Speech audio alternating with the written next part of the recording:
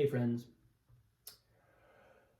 Um I've had a pretty great day. It was a day where uh, my daughter Annalise did not go to school, but my wife did have to go to school to work. So we kind of had a whole day to hang out. We also had Annalise has a recital tomorrow. She's playing her very first violin recital, not her very first time playing on one, but it's her book one graduation recital, which is exciting for me and probably 10 times as exciting for her. She's been bouncing off the walls about it. So we got to kind of practice for that and get ready for that. It's been just a lovely day. I've been grateful for that. Since if you saw my post yesterday, you know that I had a diagnosis sort of confirmed. It had been semi-diagnosed as a possibility, but it was like, yep, that's what it is. I got it. This wrist has a torn scapholunate ligament, which is one of the main stabilizing ligaments in the hand. Not a great one to lose. Not a lot of great options for fixing it. Depending, there's things that can be done that work, I guess, pretty well sometimes, not always.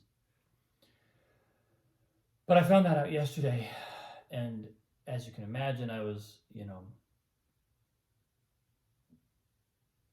just letting it sink in a little bit, being in shock. That I had trouble falling asleep. It's one of these things where, it's my right hand, for crying out loud. There are very few things in life that are not affected by the use of your right hand. So, I was just taking that in. And what I noticed is, I had some memories come back today. Like, I remember tearing my ACL in my left knee when I was maybe 19 or 20. And I had this feeling like it's all over. I'm damaged. My leg is damaged. I'll never have that integrity back. And now, granted, there's a very effective reconstructive surgery for the ACL, different than this ligament. But what came back to me more importantly than the sort of surgical possibilities was the fact that, yeah, that knee was weakened and it has remained. I mean, at this point, it feels as strong as my other knee. I really can't tell the difference, but it took a long time for that to be the case. And even now, I do.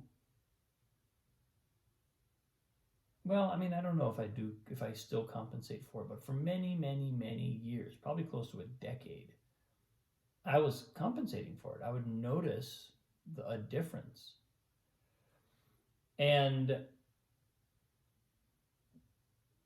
But it didn't ruin my life. It ultimately, like that moment of fear that I had at the beginning, was just a moment of fear. And then my life went on, and the injury that I had,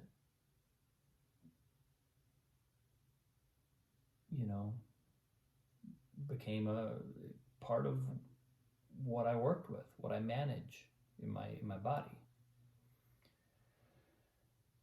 And I know that this will be the same. I think there's a fear factor around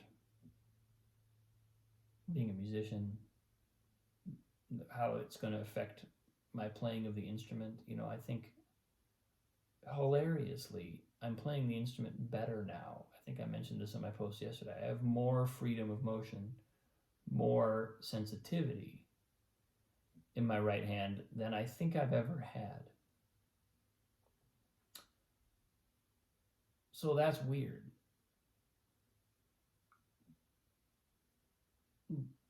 I don't know how to explain that.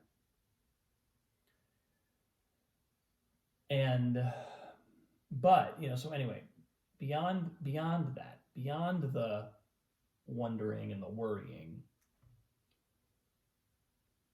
as I have often said and continue to say about many things in my life, everything's a gift. I'm well aware of that. And even and especially the things that don't feel like gifts are gifts.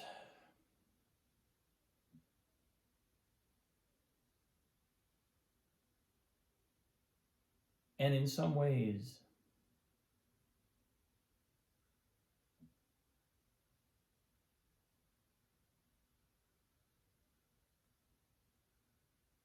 I don't quite know how to explain this, but there's a way in which the aging of my body weirdly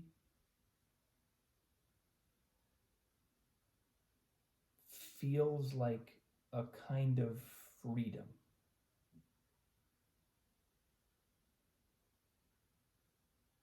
I don't quite know how to explain that. And obviously, it's certainly not because there's a preference for having a body that's less resilient, less, has injuries or has instability, but I get the sense that the aging of my body, for whatever reason,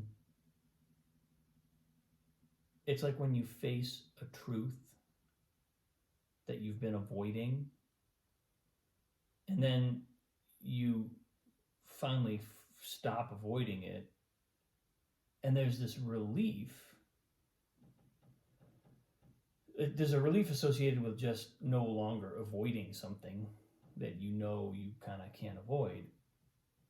But there's also a whole new set of possibilities and a whole new reality that comes online when you face into the truth. And something about aging and even an injury feels like that. I was reflecting yesterday. I've said this many times, over the past several years. Sadhguru, who's somebody that I follow and admire a lot. I think he seems like a total realized being as far as I can tell. He talks about constructing our mental reality within the context of mortality. So in other words, many of us don't consider the fact that our time is limited in the way we view the world or the things that we pursue. There's a kind of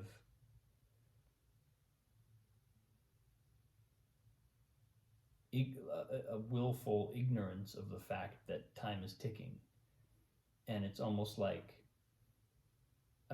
the way that manifests in me is that I'll allow myself to pursue certain kind of more superficial things that are not ultimately of core meaning to me, because I am ignoring the fact that time is ticking, that ultimately I only have a certain amount of time, and the things that really matter the most are the ones that I should be paying attention to. But I give myself an out. I kind of give myself like a pass. And that to me, that's how I understand not living within a context of mortality. It's like acting as though I have infinite time to burn on whatever. And I think that's one of the contexts, or one of the insights that comes through more clearly when we actually recognize that our body's aging.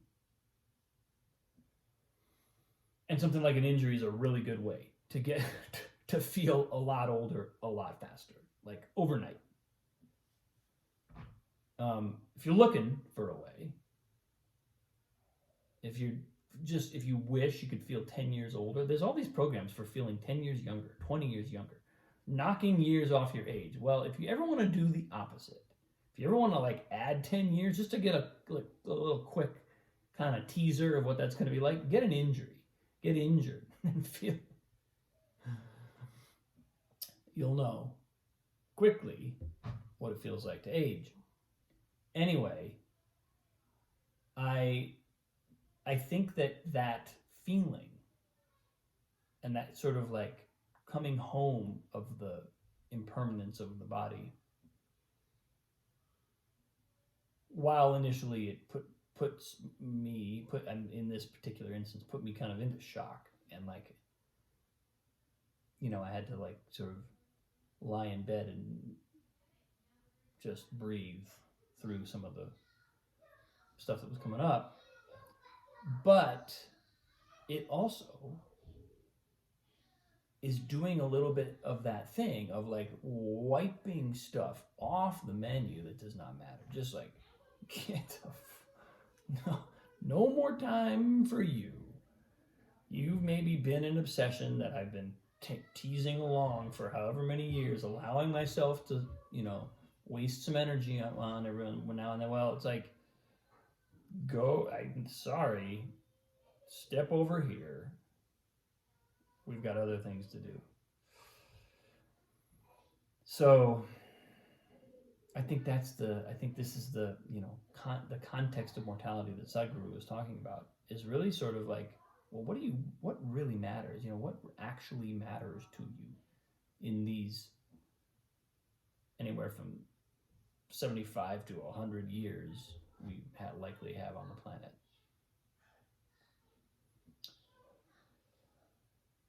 Although if you read The Economist, we're all going to be living to 120 soon.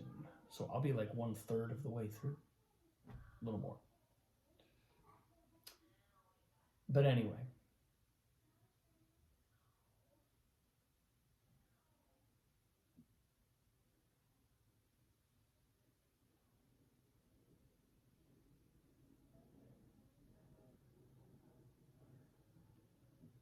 I took a step today in terms of recognizing what the gift is of this. And I'm not fully there yet, obviously, but I'm confident. I can see where I can see a path here that's actually quite a beautiful one. It's quite an inspiring one. So that's very welcome.